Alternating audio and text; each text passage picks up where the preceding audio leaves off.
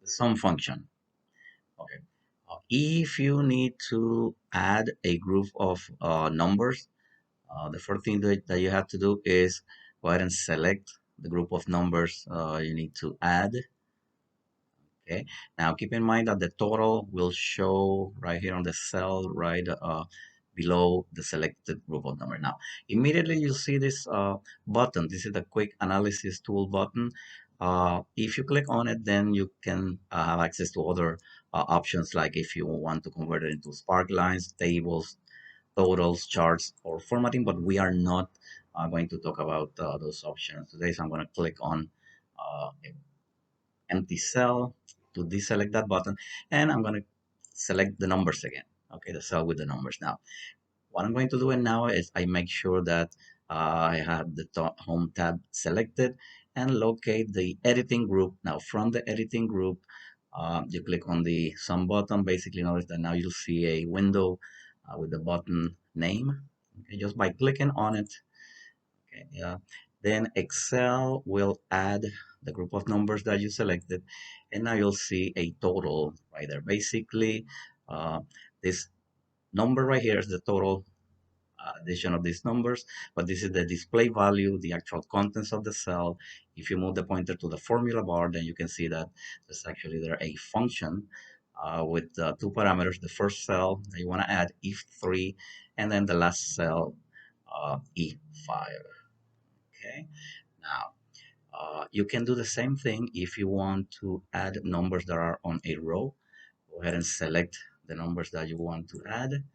Okay, the quick analysis tool shows again, but we are not going to use it. Then move the pointer to the home tab, locate the editing group, and go ahead and click on the sum button. And now Excel will calculate a total for you, okay, based on those three numbers that you selected.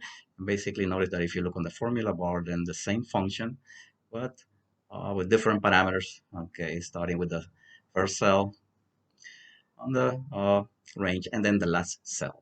Now let's say that you want to add the total of these cells, but you want to put it here. So you could have done this. You can use the sum function and then select the cells that you want to add. Okay, then hit enter. Now you have the same values. And notice that you have the function. However, if you're interested in to know what is the formula actually that create those values, so if you want to create a formula, you start with the equal sign, followed by the click on the first cell you want to add, then add the plus operator, click on the next cell that you want to add, the plus operator, and then click on the third cell that you want to add. Now, once you have the formula, it's right here, E3 plus E4 plus E5, now you can click the enter button on the formula bar. Now notice that you have the same total. However, if you click on this cell, notice that this is a formula, okay, where you have the plus operators adding the three cells.